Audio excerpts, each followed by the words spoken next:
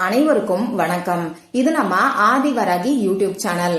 வர்ற புதன்கிழமை, அதாவது ஜனவரி மாசம் 29ஆம் தேதி நமக்கு தை அமாவாசை இருக்கு. வருஷத்துக்கு ஒரு முறை மட்டுமே வரக்கூடிய அதிசக்தி வாய்ந்த நாள் தான் இந்த அமாவாசை நாள். இப்படிப்பட்ட சிறப்பு வாய்ந்த நாள்ல இப்ப நான் சொல்ல போற முடிச்ச நிலைவாசல்ல நீங்க கட்டி வச்சாலே போதும். பணவரவுல இருக்கக்கூடிய தடைகள் நிச்சயமா உங்களுக்கு நீங்கும். உங்களுக்கு இருக்கக்கூடிய தீராத கடன் பிரச்சனையும் தீரும். தாறுமாறா பணம் சேர ஆரம்பிக்கும்.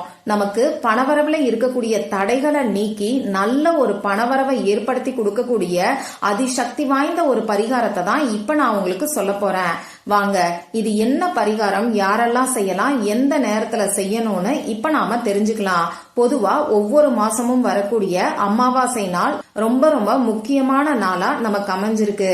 அதுலயும் ஒரு வருஷத்துல வரக்கூடிய முக்கியமான 3 அமாவாசை, அதாவது ஆடி அமாவாசை, புரட்டாசி அமாவாசை, தை அமாவாசை, இது 3ம் இன்னமுமே விசேஷமானதாகவும் சக்தி வாய்ந்ததாகவும் இருக்கு.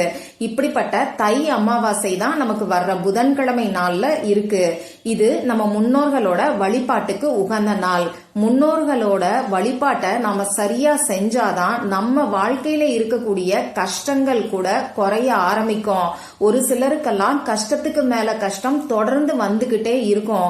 ஏதாவது ஒரு பிரச்சனை நிம்மதியை கெடுக்கும். இப்படிப்பட்ட பிரச்சனைகளுக்கு காரணமா பித்ரு சாபமும் பித்ரு தோஷமும் நமக்கு அமையுது.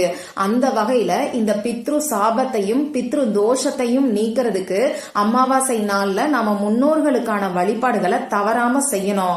மற்ற அமாவாசை நாட்கள்ல நாம செய்யலனா கூட, நம்மளால செய்ய முடியலனா கூட, இப்ப நான் சொன்ன முக்கியமான 3 அமாவாசை நாட்கள்ல நம்ம முன்னோர்களுக்கான வழிபாடுகளை நாம தவறாம செய்யணும். இப்போ இந்த அமாவாசை நாள்ல பிரபஞ்ச சக்தியும் நமக்கு அதிக அளவுல இருக்கும். இந்த பிரபஞ்ச சக்தியை பயன்படுத்தி நாம செய்யக்கூடிய வழிபாடுகளுக்கும் பரிகாரங்களுக்கும் கை மேல பலன் கிடைக்கும். அந்த வகையில இந்த அமாவாசை நாள்ல பூஜை அறையில வைக்க வேண்டிய முக்கியமான பொருளை பத்தி ஏற்கனவே ஒரு வீடியோல நான் உங்களுக்கு சொல்லியிருக்கேன். இந்த பொருளை அமாவாசை நாள்ல நீங்க பூஜை அறையில வைக்கிறதின் மூலமா உங்க வீட்டுல எக்கச்சக்கமா பணம் புரள ஆரம்பிக்கும். அந்த பொருள் என்னன்னு தெரிஞ்சுக்கணும்னா அந்த வீடியோவை செக் பண்ணி பாருங்க. அந்த வீடியோவோட லிங்கை இந்த வீடியோவோட எண்ட் ஸ்கிரீன்லயும் மேல ஐகார்ட்லயும் நான் உங்களுக்காக கொடுக்கறேன். விருப்பம் இருக்கிறவங்க செக் பண்ணி பாருங்க. சரி, இப்படிப்பட்ட சக்தி வாய்ந்த அமாவாசை நாள்ல பணவரவு அதிகரிக்கிறதுக்கும் பணவரவுல இருக்கக்கூடிய தடைகள் நீங்கிறதுக்கும் நாம செய்ய வேண்டிய பரிகாரம் என்னன்னு இப்ப நான் உங்களுக்கு சொல்றேன். இந்த பரிகாரம் பூஜை இல்லாத, வழிபாடு இல்லாத பரிகாரம். ஆண்கள் பெண்கள் யார் வேணாலும் செய்யலாம். பிறப்பு தீட்டு இறப்பு தீட்டு இருக்கிறவங்களும் தாராளமா செய்யலாம். பெண்களுக்கு பீரியட்ஸ் டைமா இருந்தாலும் இந்த பரிகாரத்தை செய்யலாம். இந்த பரிகாரத்தை பொறுத்தளவுக்கு நீங்க உங்க வீட்டுல இருந்து மட்டும்தான் செய்யணும். மத்தபடி இந்த பரிகாரத்துக்கு நமக்கு வேற எந்த விதமான கட்டுப்பாடுகளுமே கிடையாது. இப்போ இந்த பரிகாரத்துக்கு தேவையான பொருட்கள் என்னன்னு பாத்தீங்கன்னா, ஒரு பச்சை நிற துணி நமக்கு தேவைப்படும். இந்த அமாவாசை நமக்கு புதன்கிழமையோட சேர்ந்து வருது. இந்த புதன்கிழமை புதன் பகவானோட வழிபாட்டுக்கு உகந்த நாள். அது மட்டும் இல்லாம இந்த புதன்கிழமை நாள் பாத்தீங்கன்னா மகாவிஷ்ணுவோட வழிபாட்டுக்கும் விநாயகரோட வழிபாட்டுக்கும் உகந்த நாளா இருக்கு. பொன்னையும் பொருளையும் அள்ளித்தரக்கூடிய புதன்கிழமை நாள்ல வரக்கூடிய இந்த அமாவாசை இன்னமுமே விசேஷமானது. அடுத்ததா இந்த நாள்ல நமக்கு திருவோண நட்சத்திரம் இருக்கு. இந்த திருவோண நட்சத்திரமும் பெருமாளோட வழிபாட்டுக்கு உகந்தது. அந்த வகையில புதன்கிழமையோட சேர்ந்து வரக்கூடிய திருவோண நட்சத்திர நாள்ல வரக்கூடிய இந்த அமாவாசை இன்னமுமே கூடுதல் சிறப்பு வாய்ந்ததுன்னே சொல்லலாம். சரி, இப்போ புதன் பகவானுக்கு உரிய நிறம்னு பாத்தீங்கன்னா பச்சை. அது மட்டும் இல்லாம வளங்களை நமக்கு ஈர்த்து கொடுக்கக்கூடிய நிறமும் பச்சை தான். அதனால இந்த பரிகாரத்துக்கு பச்சை நிறத்துல காட்டன் துணியை பயன்படுத்திக்கோங்க. சப்போஸ் உங்ககிட்ட பச்சை நிறத்துல துணி எதுவுமே இல்லைன்னா வெள்ளை நிற துணியை இந்த பரிகாரத்துக்கு நீங்க யூஸ் பண்ணிக்கோங்க. அடுத்ததா நமக்கு தேவைப்படக்கூடிய பொருள் 1 ரூபாய் நாணயம் தேவைப்படும்.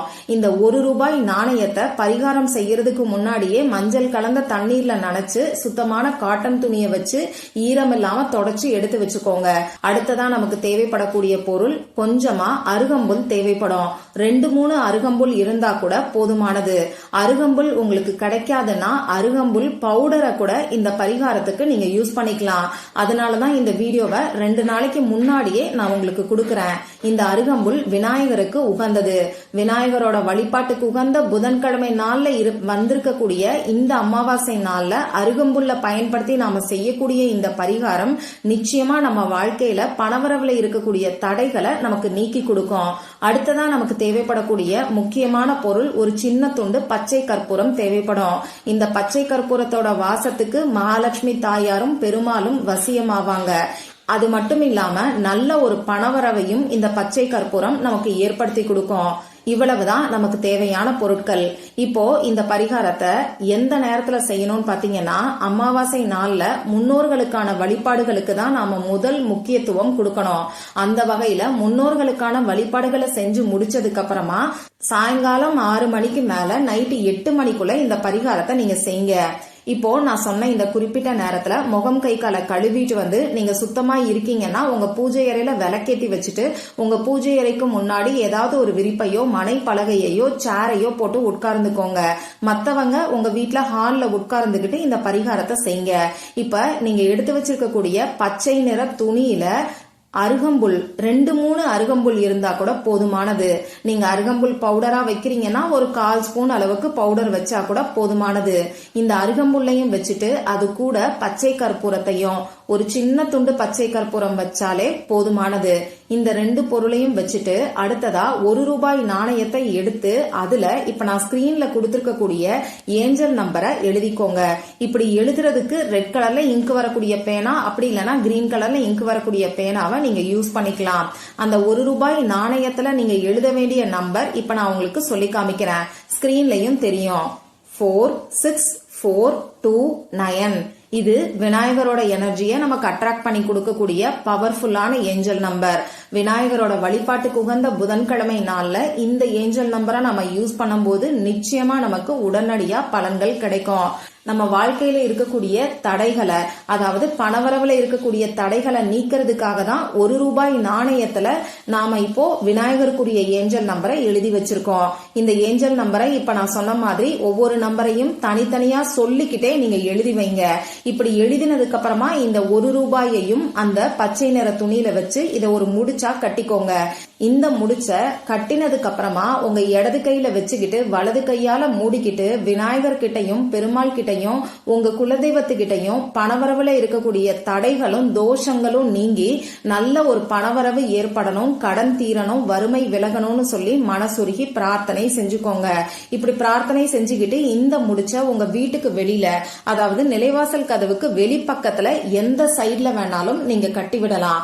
உங்க நிலைவாசல் கதவுல எந்த பக்கம் கட்டுறதுக்கு இடவசதி இருக்கோ அந்த இடத்துல நீங்க இந்த முடிச்ச கட்டி வைங்க.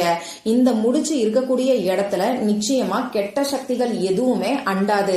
பணவரவுல இருக்கக்கூடிய தடைகளை நீக்கி நல்ல நேர்மறை ஆற்றலை, இறை சக்திய, அதாவது மகாலட்சுமி தாயாரையும் பெருமாளையும் நம்ம வீட்டுக்குள்ள இந்த முடிச்சு நமக்கு ஈர்த்து கொடுக்கும்.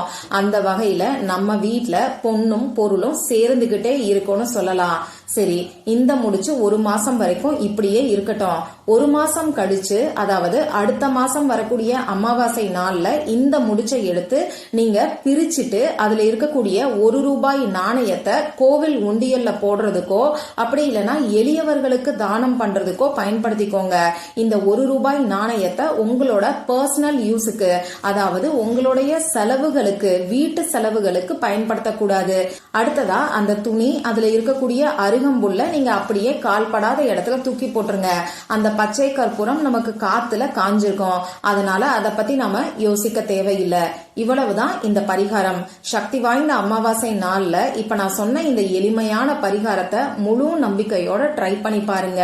கை மேல பலன் உடனடியா கிடைக்கும். இந்த பதிவுல உங்களுக்கு ஏதாவது சந்தேகம் இருந்ததுன்னா எனக்கு கமெண்ட் பாக்ஸ்ல கேளுங்க.